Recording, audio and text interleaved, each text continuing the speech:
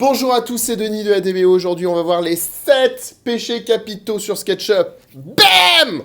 Premier péché capital! Il faut toujours mettre les éléments dans des groupes et des composants. Quand je suis dans mon modèle, là, je ne dois pas être capable de sélectionner une face qui n'est pas dans un groupe ou un composant. Donc là, ce modèle qui est issu de SketchUp Texture, il est très bien. Mais par contre, le problème, c'est que ça, les murs, ils n'ont pas été mis dans un groupe ou un composant. Du coup, si je veux par exemple dessiner un tableau, le problème c'est que mon tableau va se mélanger au mur. Pas bien! Deuxième erreur qu'on voit chez les débutants. Alors le truc qui m'énerve, c'est la souris. La plupart des débutants, en fait, ils cliquent et laissent leurs doigts enfoncés sur la souris. Non! C'est pas bien parce qu'on reste bloqué sur son clic. Par exemple, si je veux faire un rectangle là et que je clique et je laisse mon doigt enfoncé, je suis condamné, je peux pas répondre au téléphone, je peux pas aller sur Facebook, je peux pas acheter des bitcoins, je peux rien faire dans la vie. Non! Alors en fait, ce qu'il y a d'important en fait dans SketchUp, c'est bien de cliquer relâcher. Alors moi, ce que j'oblige mes stagiaires à faire, c'est on clique et on relâche. Comme ça, je peux aller boire mon café, aller sur Facebook, sur Twitter, sur Snapchat, répondre au téléphone, même orienter le modèle, et enfin, refaire un clic, et je relâche.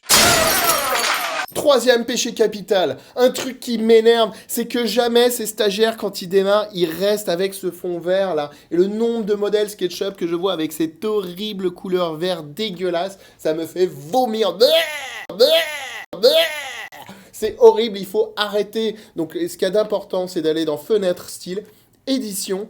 Ici, on clique sur le troisième bouton et là, on va pouvoir choisir la couleur de l'arrière-plan. Vous mettez du rouge, du jaune, du violet, du ce que vous voulez, mais jamais cet horrible fond vert. Vous n'êtes pas des Américains, il y a que des ricains tout pourris pour aimer ce truc-là. Stop au fond vert! Stop! Quatrième erreur.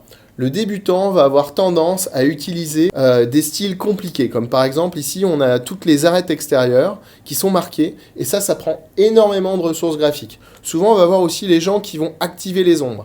Et ça c'est bien d'activer les ombres et les styles de dessin à la main pour quand on a fini son modèle. Mais quand on travaille c'est insupportable, et ça a tendance à faire ramer énormément votre carte graphique.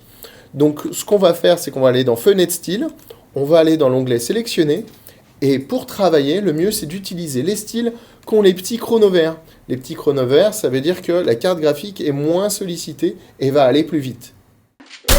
Cinquième péché capital. Souvent, quand on débute, on va aller dans le 3D Warehouse pour télécharger des composants. On en télécharge plein et on en utilise très peu.